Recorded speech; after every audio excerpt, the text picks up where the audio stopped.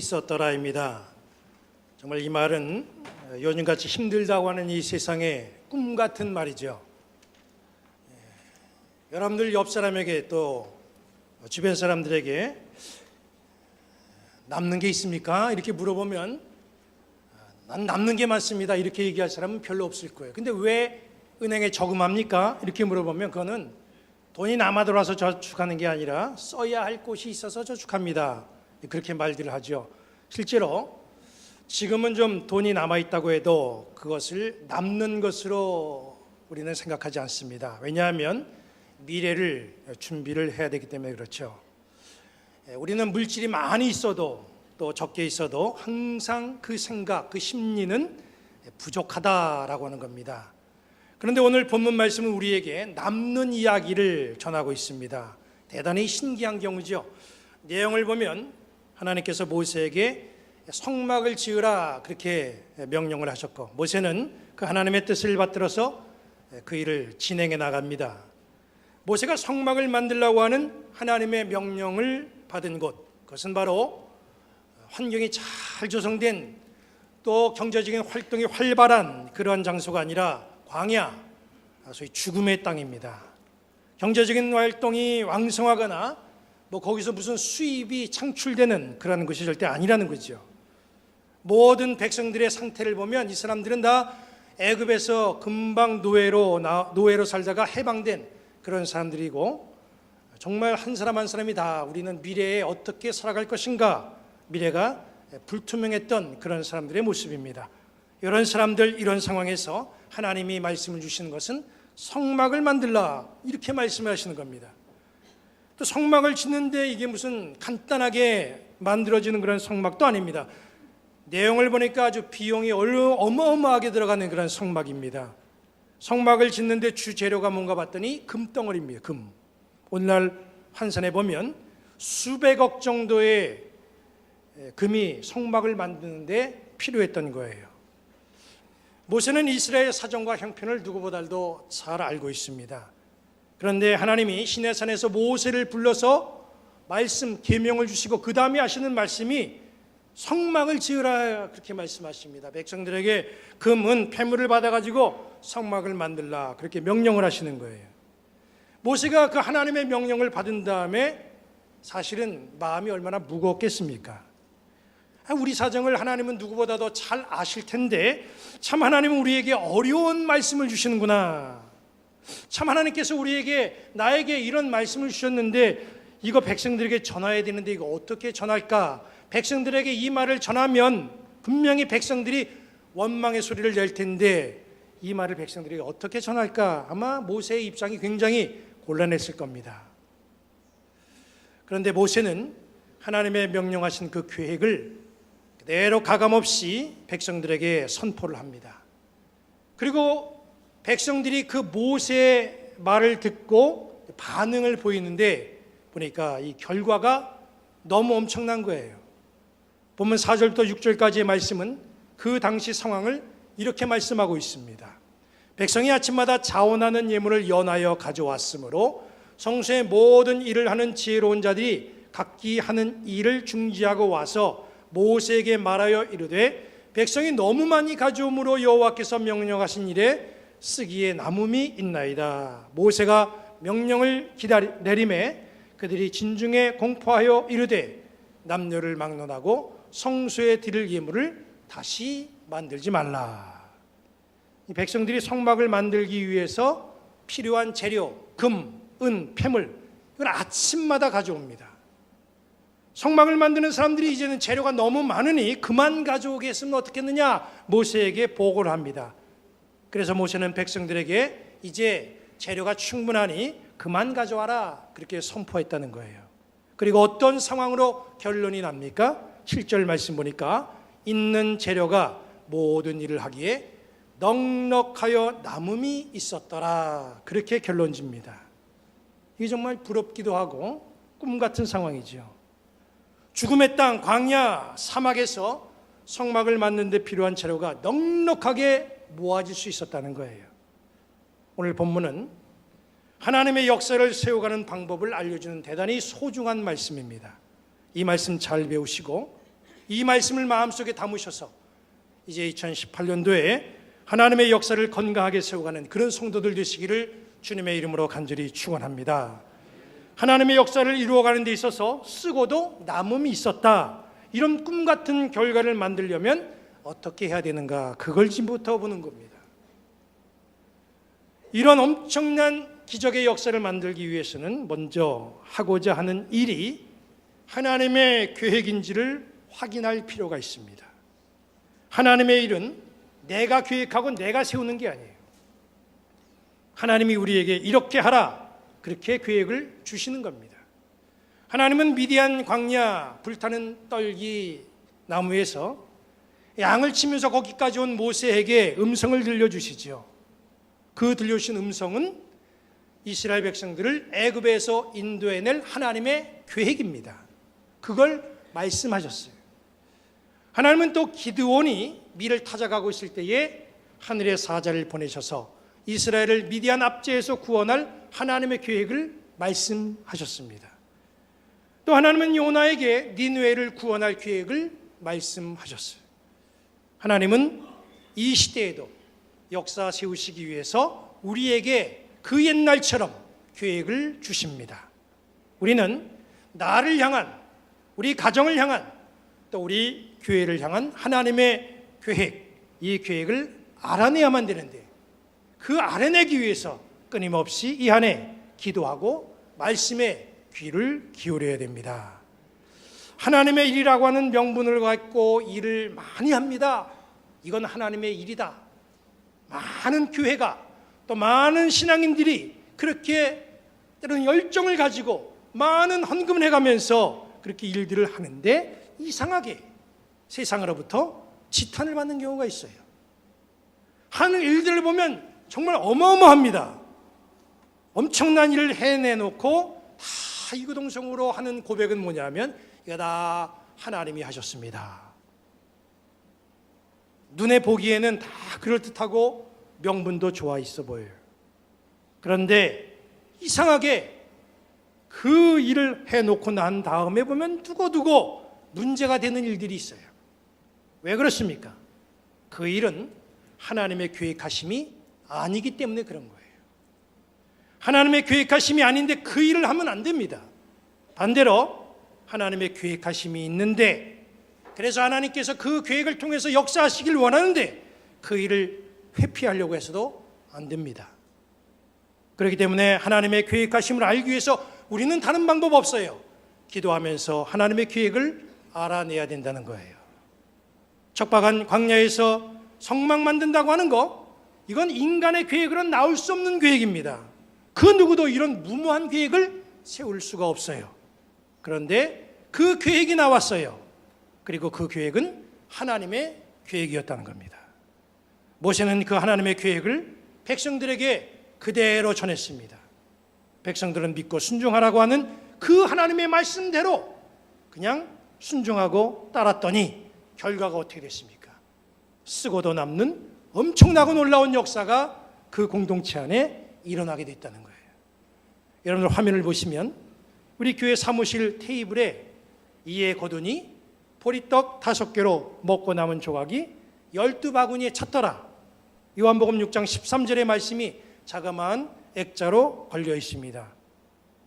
이걸 누가 처음에 걸어놨냐 하면 김재일 장로님이 이걸 걸어놓으셨어요. 재무부장 하실 때 이걸 액자로 걸어놨는데, 그리고 이제 장로님이 2년 동안 재무를 담당하면서 일을 하는데, 김 장로님이 재무부장을 이제 다 끝날 무렵에 연말에 저에게 이런 간증을 하시더라고요. 그 말씀 걸어놓고 그 말씀을 바라보면서 순종하면서 믿음으로 이걸 감당해 나갔더니 하나님께서 계획하신 대로 정확하게 이루어 주셨다. 그렇게 고백을 하시더라고요. 물어보세요. 내가 거짓말인가? 내가 하고자 하는 그 계획들이 하나님의 계획인지를 기도하면서 말씀을 마음속에 품어야 됩니다. 기도로 하나님 계획 알아내시고 그 일을 이루어가면서 쓰고도 남는 역사 경험하는 그런 여러분들의 모습이 되시기를 주님의 이름으로 간절히 축원합니다.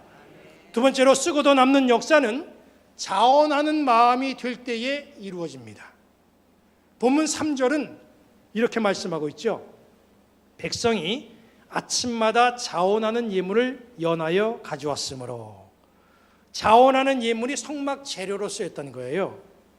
우리가 지난 한 달 동안에 1월달 한 달 동안에 말레이시아 원주민들을 위해서 두리안 희망나무 심기를 정성껏 헌금했습니다. 저는 헌금 목적을 여러분들에게 설명을 드렸고 자원하는 마음으로 여러분들은 헌금해 주실 것을 그렇게 제가 부탁을 드렸습니다. 깜짝 놀랐어요, 저는.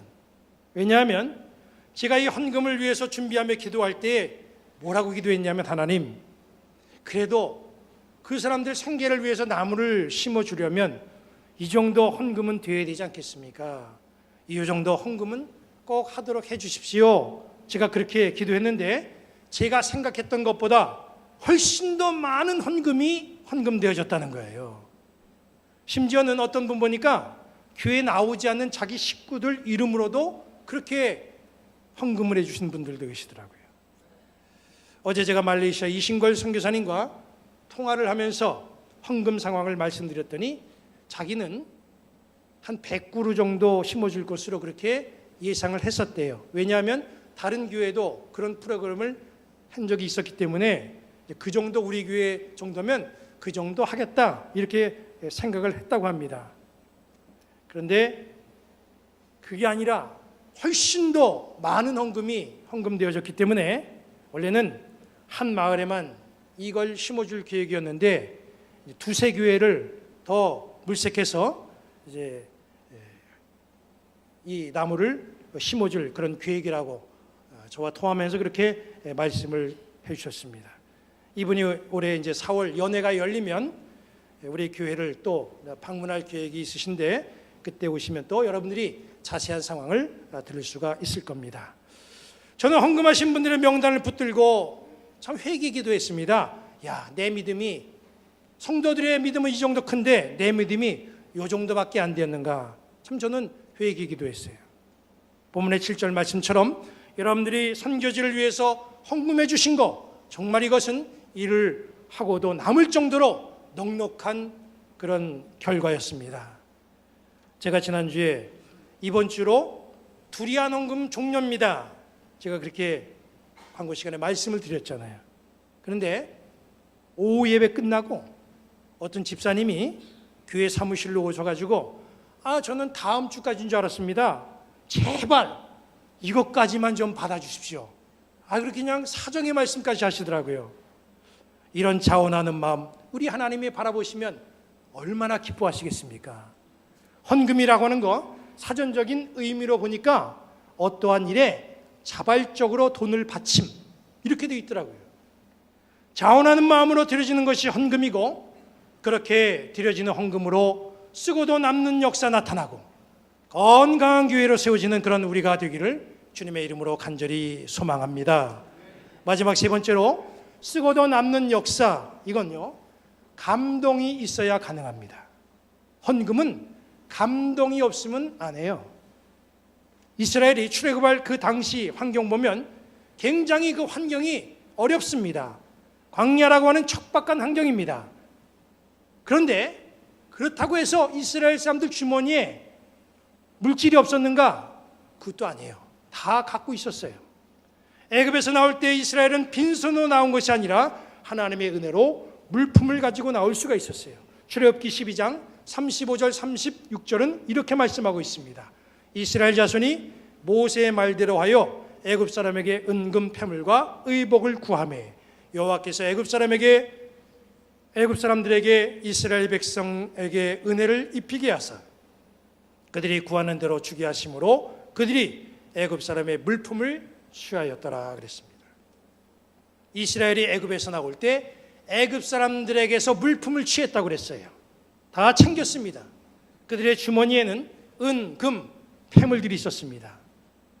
그것은 이스라엘 백성들에게 굉장히 큰 위로와 힘이 되는 그런 소망의 물품입니다. 왜냐하면 이제 가나안 땅을 향하여 나아가는데 가나안 땅에 들어가면 그 사용할 물질이 있어야 되잖아요. 그러니까 이 사람들은 이게 얼마나 소중한 건지 알 수가 없어요. 귀한 것이었습니다. 그런데 가나안 땅에 들어가면 희망을 심기 위해서 간직했던 그 은근 폐물, 이거를 하나님의 영광을 위해서 헌금을 광야에서 한 거예요. 헌금은 물질이 좀 남아돌고 여유가 있어서 하는 건 아닙니다. 헌금은 내가 감동이 될 때 하는 거죠. 제가 아무리 목적, 용도, 취지 이거 설명해도요, 감동 없으면 헌금 안 합니다. 작년 2월에 우리 성도 몇몇 분과 함께 제가 선교지를 방문했었잖아요. 선교지와 선교사들의 사역을 둘러보던 우리 방문했던 성도들, 주머니를 다 탈탈 털어가지고 선교사 손에 선교비를 쥐어주는 모습을 제가 봤어요. 돈 꺼내는 거 제가 잘 보거든요. 그런데 얼마나 그게 감동적인 모습으로 보여졌는지 몰라요. 선교지를 방문한다고 하니까 아마 자녀들이 용돈 쓰라고 그렇게 주머니에 넣어주신 것 같아요. 그런데 그거 쓰지 않고 전부 털어가지고 선교사들에게 주는 거예요. 돈이 남아서 줬습니까? 돈이 필요 없어서 준 거예요? 선교사들의 수고에 감동받았기 때문에 그렇게 드리는 거 아니겠어요? 감동이 헌신할 수 있는 마음을 불러오게 되는 겁니다. 저는 이번 선교지 헌금 목적, 선교 목적 헌금을 하면서 정말 제가 하나님으로부터 엄청난 감동을 받았습니다. 우리 교회 성도들이 정말 이웃을 위해서 얼굴도 모르고 이름도 모르고 나라도 다른 그 누군가를 위해서 이 사랑을 베풀겠다고 하는 그 아름다운 마음, 제가 큰 감동을 받았습니다. 우리 하나님도 우리 성도들의 이 자원하는 모습에 분명히 감동을 받으셨으리라 믿습니다. 그리고 흐뭇해 하셨으리라 저는 믿습니다. 큰 것은 아니더라도 우리의 정성이 모아져서 이웃에게 용기와 힘과 기쁨을 줄 수 있다고만 한다면 이게 얼마나 위대한 하나님의 역사이겠습니까? 올 한 해 신앙의 길을 걸어가면서 1월과 같은 그런 감동의 역사 우리 중에 차고 넘치게 되기를 주님의 이름으로 간절히 축원합니다. 오늘날 많은 교회가 위기라고 말합니다. 늘 부족하다고 말합니다. 교회가 형편을 감당하지 못하고 넘어지는 교회도 있어요. 이단에 무너지는 교회도 있습니다. 그러나 저는 우리 교회, 우리 성도들의 마음에서 우리 교회에 충분한 희망을 보았습니다. 자원하는 마음을 보았고 감동하는 마음을 봤습니다. 그래서 저는 든든했습니다. 이런 건강한 신앙의 삶을 여러분들 끝까지 유지하시기를 바랍니다. 그래서 이 한 해를 살아가면서 쓰고도 남는 그런 넉넉한 은혜, 이것이 우리 인생, 우리 가정, 우리 교회에 충만하게 되기를 주님의 이름으로 간절히 축원합니다.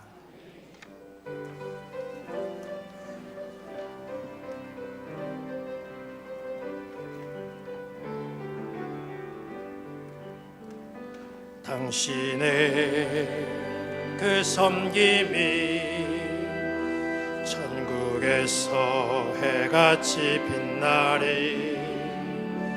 당신의 그 겸손이 천국에서 해같이 빛나리.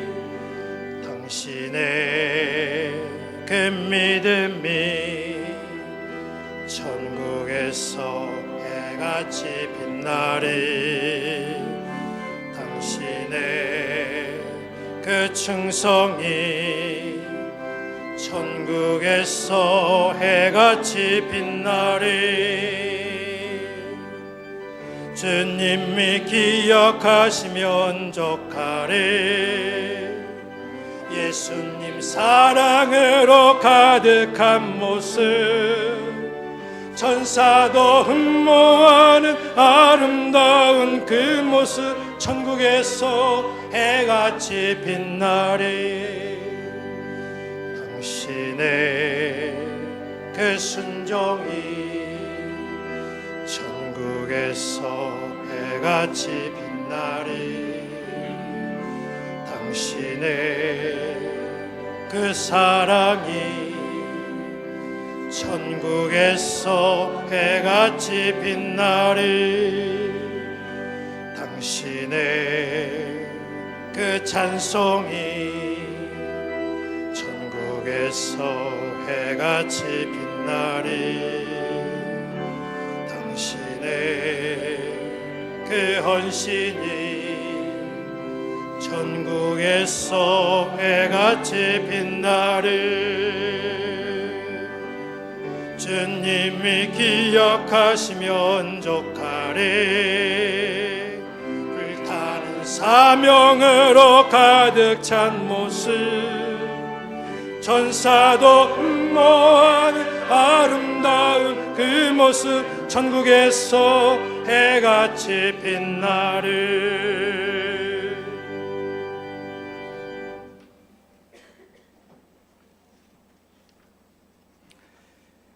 이제는 우리 구주 예수 그리스도의 은혜와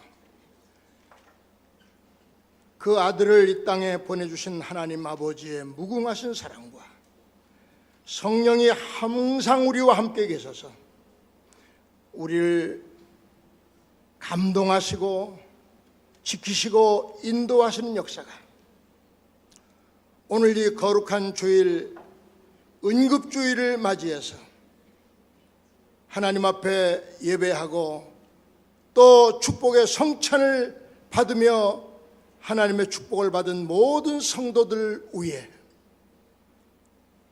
항상 부족하지 않고 항상 남음이 있는 넉넉한 은혜와 복으로 채워주시기를 원하오며 특별히 하나님의 몸된 교회를 위해서 지난날 희생하고 수고하고 헌신해온 당신의 종들 이 제단의 선배 원로위에 함께 하시며 또 가정을 화목하게 지키고 믿음으로 자녀들을 키운 가정의 모든 부모 어르신들 위해 놀라운 하나님의 위로와 신유의 은혜와 사랑과 은총과 축복이 항상 넘치도록 채워주시옵시기를 간절히 축원하옵나이다. 아멘.